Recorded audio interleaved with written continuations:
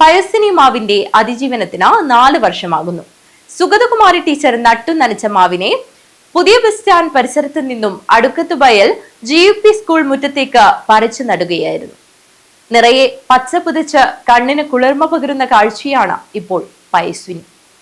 മലയാളത്തിന്റെ പ്രിയ കവിയത്രി സുഗതകുമാരി ടീച്ചർ നട്ടുനനച്ച തേന്മാവ് പയസ്വിനി പുതിയ bus stand പരിസരത്ത് നിന്നും അടുക്കത്തുവയൽ GUP സ്കൂൾ മുറ്റത്തേക്ക് പറിച്ചു നട്ട് 4 വർഷമാകുന്നു. ബസ് സ്റ്റാൻഡ് പരിസരത്ത് തണൽ വിരിച്ചുണ്ടായിരുന്ന മരങ്ങൾ സാമൂഹ്യ വിരുദ്ധർ രാത്രിയുടെ മറവിൽ നശിപ്പിച്ചപ്പോൾ പ്രതിഷേധത്തിന്റെ ഭാഗമായായിരുന്നു അന്ന് മാവിൻ തൈ നട്ടത്.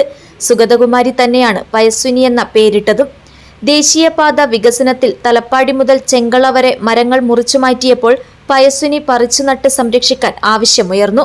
കരാറുകാരായ ഊരാളുങ്കൽ സൊസൈറ്റി ഇതിന് തയ്യാറായി രംഗത്ത് വന്നതോടെ കാസർഗോഡ് പീപ്പിൾസ് ഫോറവും പോലീസും കൈകോർത്താണ് 16 വർഷം പ്രായമായ മാവ് 2022 ജൂൺ 15 ദേശീയപാതയരികിൽ നിന്ന് അടുക്കത്തുവയൽ ഗവൺമെന്റ് UP സ്കൂൾ വളപ്പിലേക്ക് മാറ്റി നട്ടത്.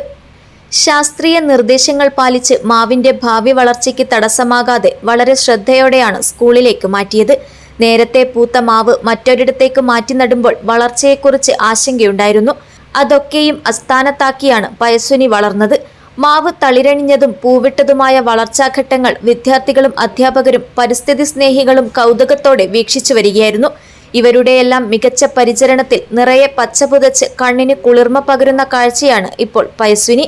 കൊണ്ടുവരുമ്പോൾ ആർക്കും വല്ലാതെ പ്രതീക്ഷയൊന്നുമില്ലായിരുന്നു. 2 മരക്കമ്പുകൾ മാത്രമായി ക്രെയിനിൽ തൂക്കി കൊണ്ടുവന്ന ഒരവസ്ഥയായിരുന്നു. അപ്പോൾ നമ്മളൊക്കെ അടക്കം പറഞ്ഞതാണ് ഈ മരക്കമ്പ് വിറകുകൊള്ളി വെച്ചിട്ട് എന്ത് കാര്യമെന്ന്. പക്ഷേ എന്തുകൊണ്ടോ അടുത്ത വർഷമാകുമ്പോഴേക്കും അത് ചെറുതായിട്ട് ഇതളുകൾ വന്നു, ഇലകൾ വന്നു. അത് പിന്നീട് ഒന്ന് പന്തലിച്ചു. ഈ കഴിഞ്ഞ വർഷമല്ല, അതിൻ്റെ മുമ്പത്തെ വർഷം ജസ്റ്റ് ഒന്ന് പൂവിട്ടണമെങ്കിലും അത് പിന്നീട് ഉണങ്ങിപ്പോയി. പക്ഷേ ഈ കഴിഞ്ഞ മാർച്ച് മാസത്തിൽ നന്നായി പൂവിടുകയും ഒരുപാട് മാങ്ങ അതിലുണ്ടാവുകയും കുട്ടികളൊക്കെ ആസ്വദിച്ച് തന്നെ അതിൽ കഴിക്കുകയും ചെയ്തിട്ടുണ്ട്.